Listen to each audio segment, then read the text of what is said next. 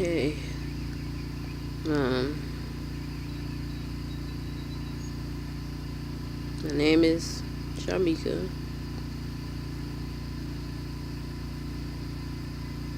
I don't really know what to say.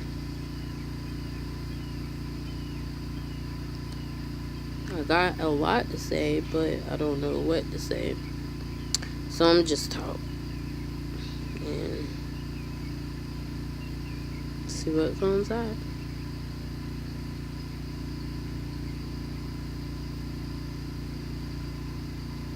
I was in a car with my auntie Nikki.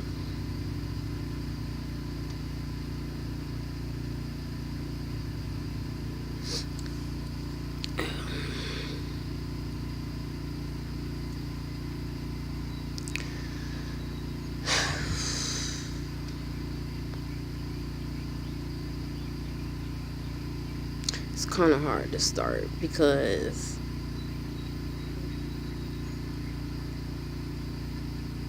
I'm not used to really talking. So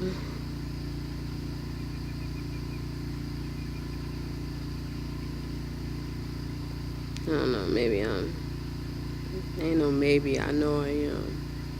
I'm just too deep. Always too deep. But then even when I try to be superficial, that don't work. Because I end up right back at being deep, but I just be deeper. I know I got a lot of problems. I know I do. And that's not something that I think about day in and day out. It's not nothing like that. I actually avoid it. I don't became really good at suppressing my emotions. Really good. To where everybody around me just think, they'll think I'm just so happy. Nothing don't bother me. But why bother to tell the deep stuff about you to somebody when you know they ain't gonna care? That people don't really care. They don't care they don't care to know. People just don't want to hear that. People don't want to hear anything that's negative. And I completely understand that. Because I'm not saying it's wrong. Because I feel that way a lot of times, And I think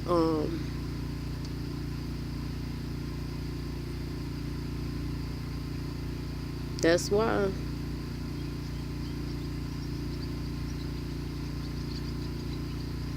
I feel like if somebody really cared to know how I really truly feel, I think I would know it. I would know that's something they really want to know. They really, really want to know what I feel because they'll make it known, right?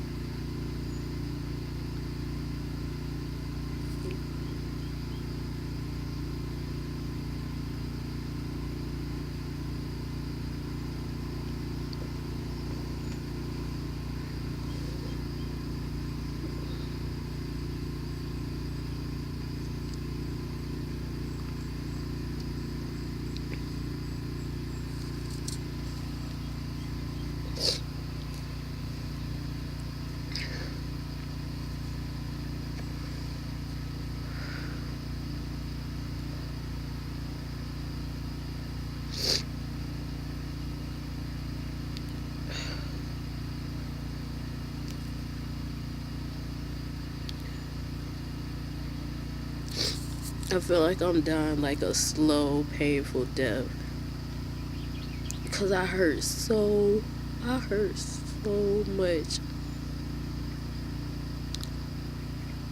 I hurt so much. And I don't know what to do. I don't know what to do about it. I don't know how to fix it. I want to fix it. But how you fix it?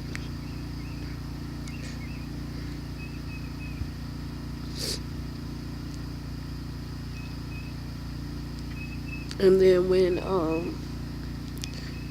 they say you should go back to the root of the pain. And I try to go back to the root, it involves somebody else.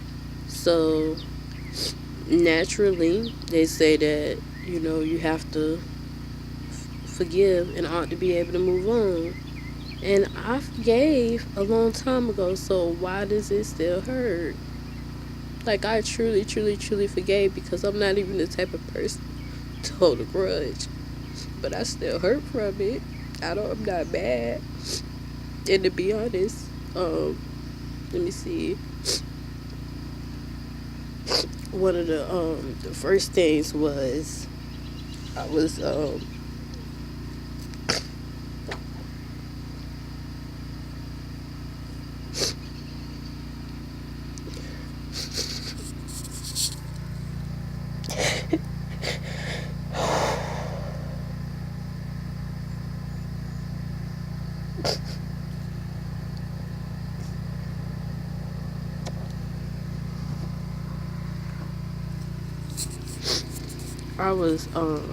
I was sexually abused repeatedly for a long time when I was younger. The details is a story for another time, but I just want to tell anybody that may see this at any time, aside from my Auntie Nikki, that, just watch your kids. Put them first. Don't put other people's feelings before your kids' safety and their feelings.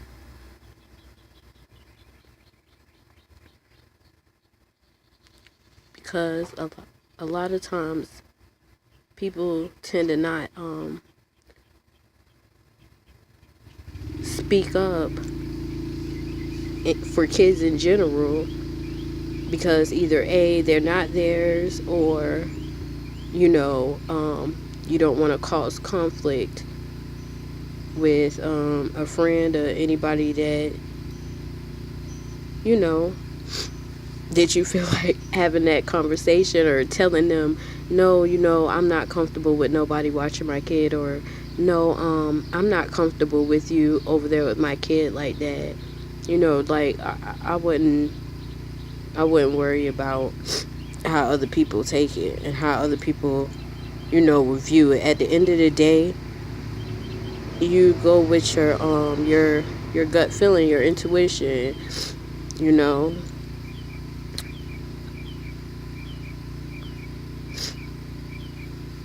pertaining to your kid, but at the end, or any kid, because that's how I feel.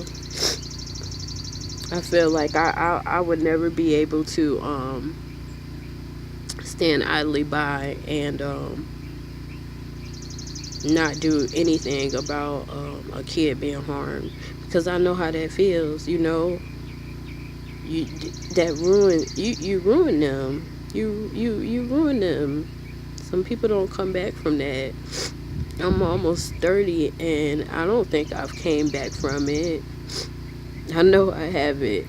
But when I said I don't think I haven't came back from it, reason why I said think is because it's so much other stuff that done been compounded on top of that. You know what I mean? That was just the root. That's the seed that was planted. But then all the other things that were added to it is so much that I don't know which one it is. All I know is it's all hurt.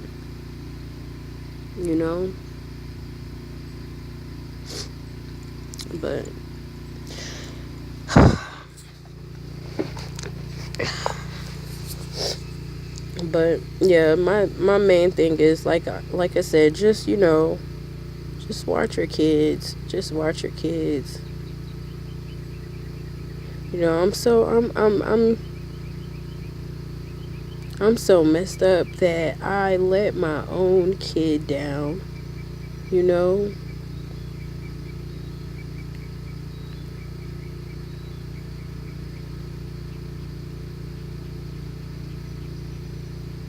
Let me rephrase that. I'm letting him down. Because it's not over yet.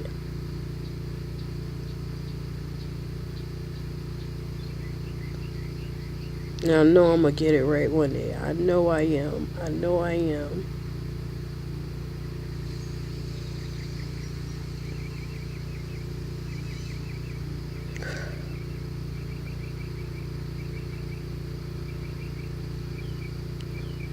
You know, I don't even ask the question why about anything from my past. I don't ask why it happened. I don't. You know, they say you can get something positive out of everything. Well, as far as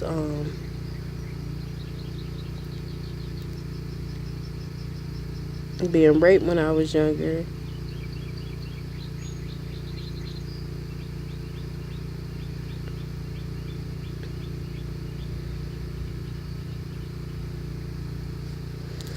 the positive thing that I got out of that is that my son, that allowed me, it woken up, it woke me up as to what, you know what I mean, how sneaky people can be when it comes to getting your kids in the different ways that, you know, the devil, you know, just always waiting for you to slip up. And especially when it comes to kids. So I'm thankful for that I was enlightened, like I said, about just the many different forms and the many different ways that it can happen. For example, um I you know, me and my son's dad, we communicate regularly, like on a regular, you know. And I even tell him, you know, he feels the same way because he that's something he takes seriously. Family is his number one thing. Always has been since the day I met him. You know, he just always wanted a family. That's it. So, and as far as his kids, it's the main thing. Um, and their safety. So he's aware of just as much things as I am. But you know, he's he's not with the letting other people watch his kids, staying at other people's house, going to go to your friend's house to hang out, none of that. So we both agree on everything. As far as safety, you know, only things I have to remind him about sometimes is, you know, just to make sure he talks to the kids. Talk to them and, you know, find out how they feeling. And to a major point that I brought up to him is don't ever instill in your children that what goes on in this house stays in this house. Now, yeah, I know that may sound like, you know, just a respect, and that, you know, the same reason everybody does it is your house. Respect your house. Don't nobody need to know what goes on in your house. But see, that's the thing. You looking at it for you. You're not looking at it for the kid. So when you say stuff like that, you're opening up a whole nother can of worms that you didn't even realize would be there. And that's the fact of when you tell a child that what goes on this house stays in this house, and you're constantly reinforcing that when they do, repeat what you said, or and just anything that you said or anything that doesn't happen in the house, they get in trouble for it. So what makes you think that if something bad happens to that child in that house, and no, it's not just sexual abuse or anything like that, not just that, it's not limited to that, but anything that could damage your child emotionally, spiritually, physically, anything negative, what makes you think that that child is going to be so willing to tell you, because they may not have that relationship with you, or feel comfortable to come out and tell you that what's going on or how they're feeling. But on the other hand, if they have somebody outside the house that they feel like telling whatever it is that's bothering them,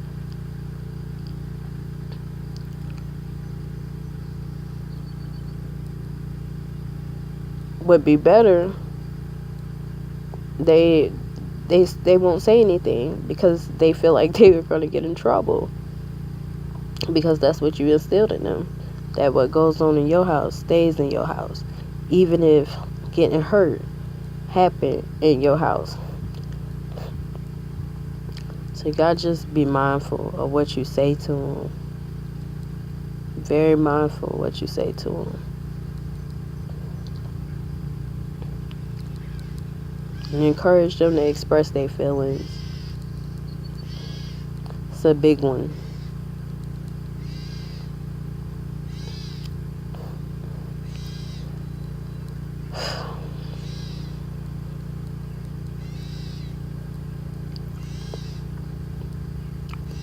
Well, that's all I'm gonna talk about for today. I don't want to get too deep, so not right now. I'm drained, but I definitely wanted to say that much. Just be mindful of your children, and always put them in their feelings first. And the only thing that they should come second to is God. That's it.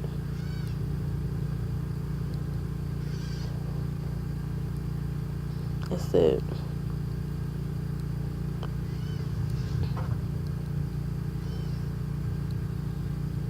That's it.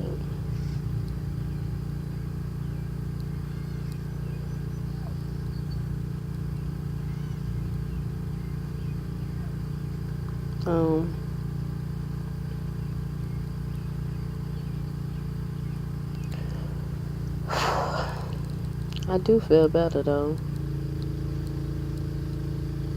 Feel kind of crazy, but I'm talking and not just thinking. Always thinking. To the point where I could be in the middle of a conversation with somebody, and instead of just verbalizing what just came across my mind, I go to thinking about it. It's really, really, really rare for me to open up to people. Really rare. So when I open up to somebody, it was something in you that made me feel like you care.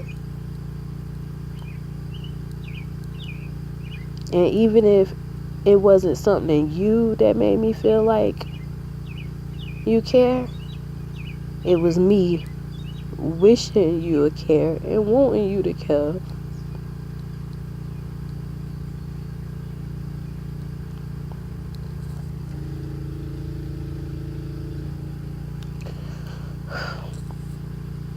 Honestly,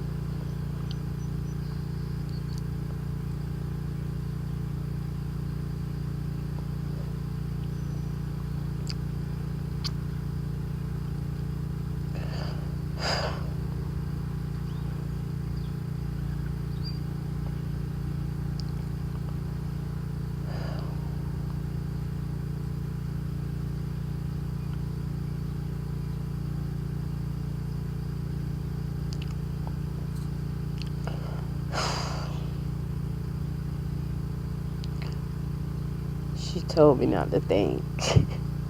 Just say it. Just talk. Just talk. Just talk. Even if it don't make sense, just talk.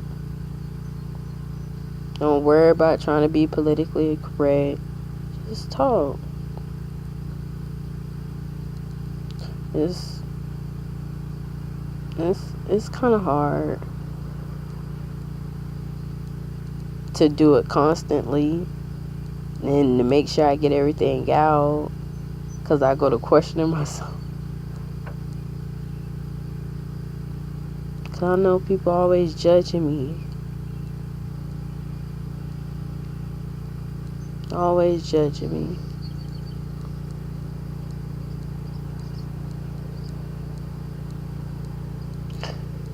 And you know what's so funny about it?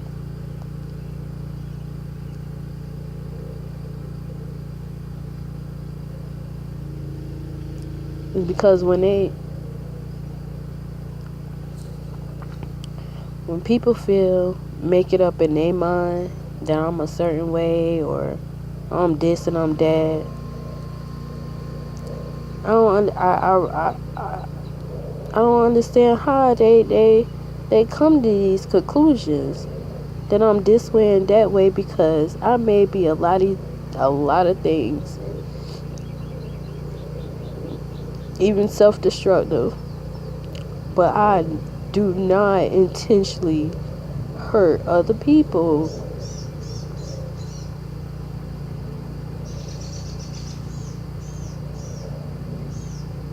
I know that about myself, that I'm not selfless.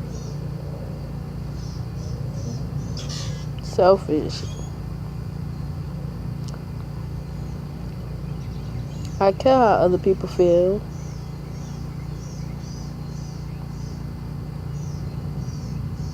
And that's just not people that I care about. Strangers. I don't want to hurt nobody.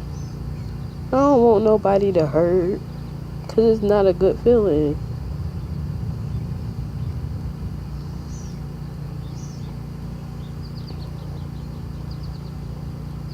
And I know I may seem like a big crybaby and all that, but people just don't know.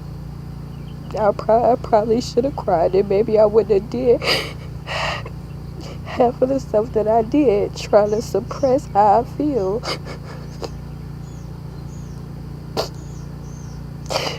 So I just be crying for the old and for the new.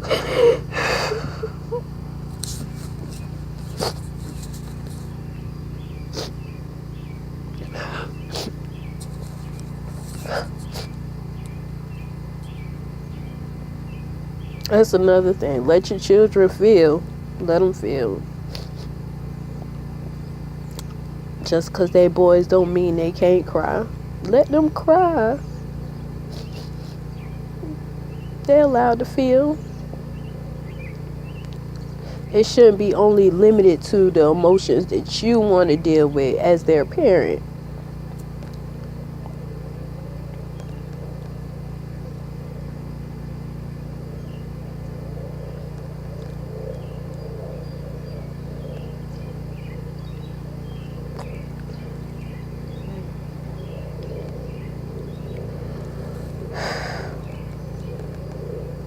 Like what my Auntie Carrie did with this patio though.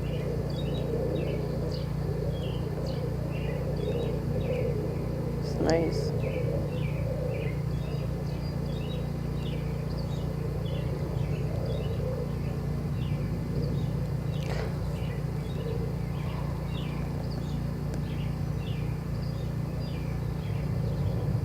This is I was just thinking that This probably look like and it's not funny, but um, I just caught myself thinking, so that's what that was. But I, from the beginning with all my crying and stuff, it's probably seemed like a suicide note, but I'm not suicidal.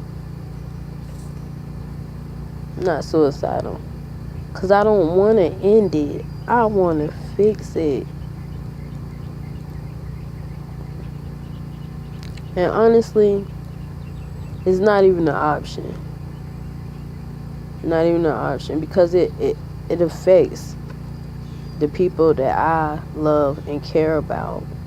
I don't want them to hurt. I don't want them to hurt.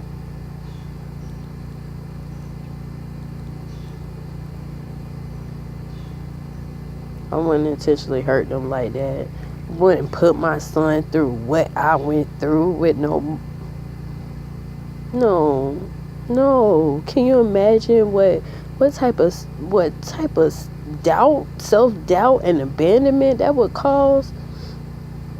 Mm-mm.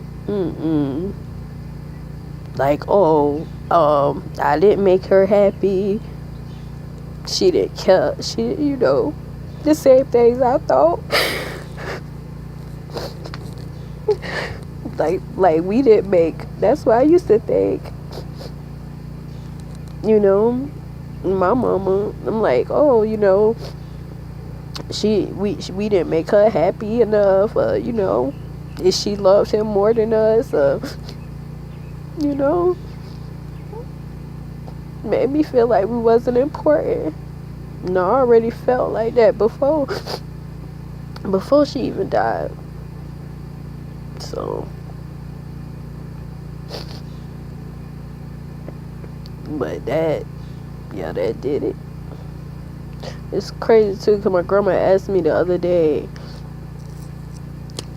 what do I think when I think about her? And I told her the truth. I don't. I rarely ever think about my mama.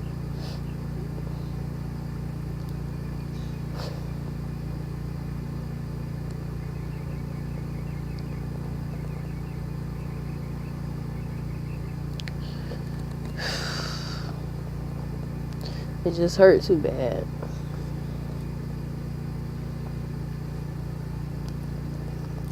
And just all abandonment. I know abandonment plays a big part in my life, because when my mama died,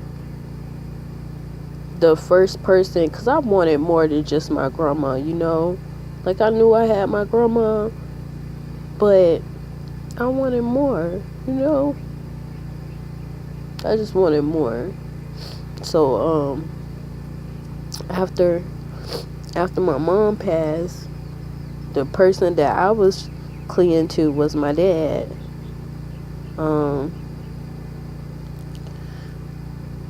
He was young, he was young.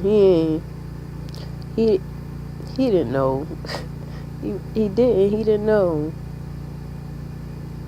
He didn't know. But that's another thing too. Be mindful of the damage that broken promises can do to a kid. And it's not anything that should be taken lightly. It's serious stuff. Broken promises with children. It's not right. You don't know what you do to them. But you know what? I forgive my daddy, and I love my daddy. I've been forgave him. But see, I'm not the type of person that could hold a grudge. I forgive people without them even saying sorry.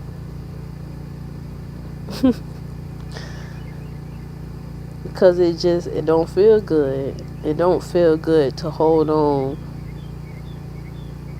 to to that type of stuff, you know. And I'll always make excuses for other people and give them the benefit of the doubt too. So that might be another reason why I don't hold no grudges.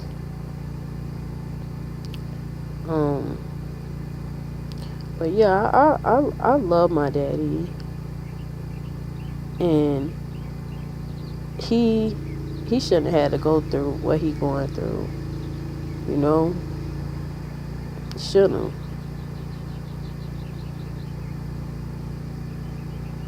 He shouldn't.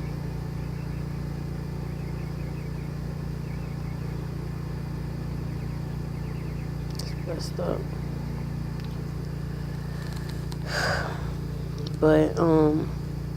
But yeah, after that didn't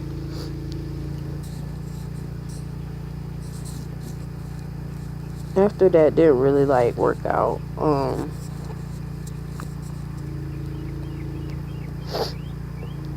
I started clinging to my great grandma, my grandma mama, and she's the one who got me into the Bible. You know, I would go over her house. I would go over her house every day and read scriptures with her. Or she'll read them to me, and then we'll talk about them, you know. Like, I had really started clinging to my great grandma. And I had another lady that came in from the Boys and Girls Club. Actually, it was a couple. Mr. and Mrs. McLeod. Yep, she was my big sister through the Big Girls Club. And they were a big part of my life too.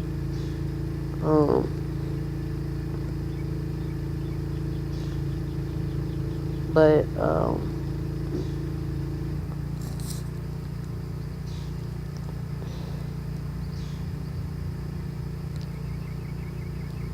one day out the blue, my great grandma, she went to sleep and she ain't never wake up.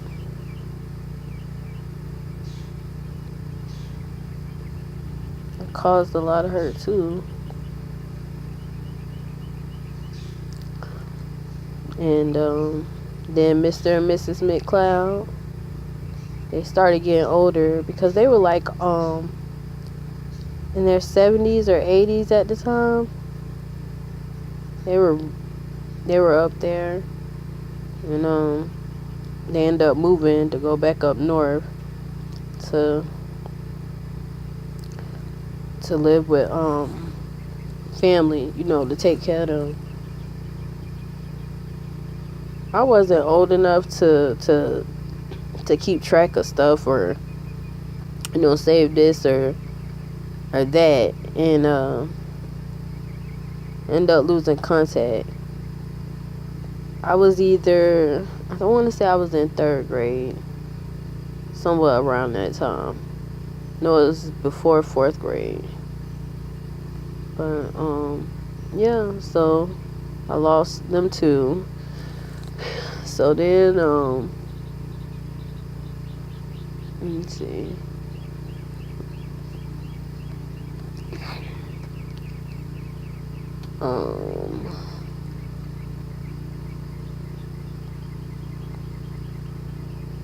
Oh, my auntie, and she played a big part in it. She always used to speak down about me and my brother.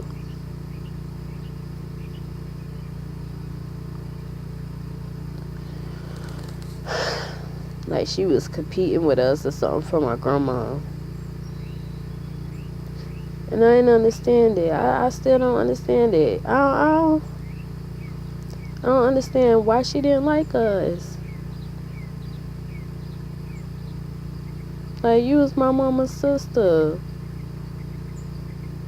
You know?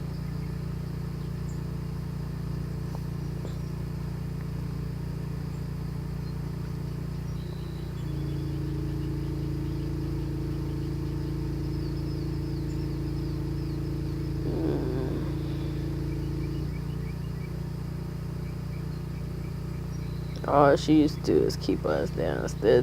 Like, she just started getting out of that, but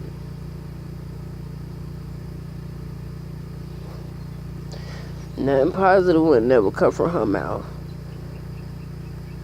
Me and my brother always felt the same way about it. She'll always be so nasty towards us. And always putting doubt on us. Like, oh, y'all ain't gonna be nothing but this, just. Now, I know somebody probably wondering, like, was my grandma through all this? But my grandma always was at work, doing what she had to do to take care of us. She was there, but she wasn't there. Which is usually how I go in single parent households. Can't be there all the time.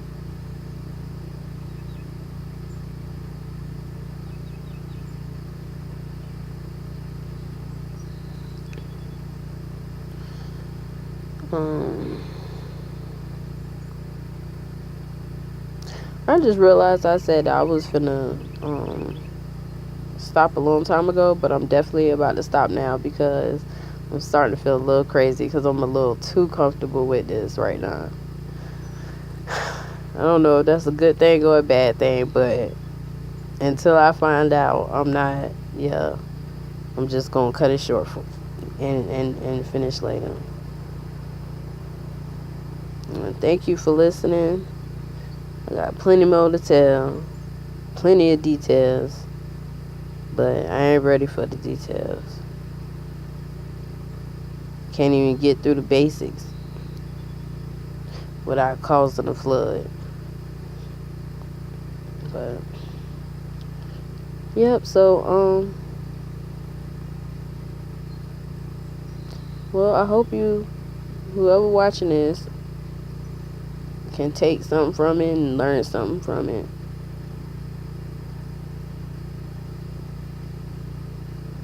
Even if it just helps you learn more about me, to help better understand me.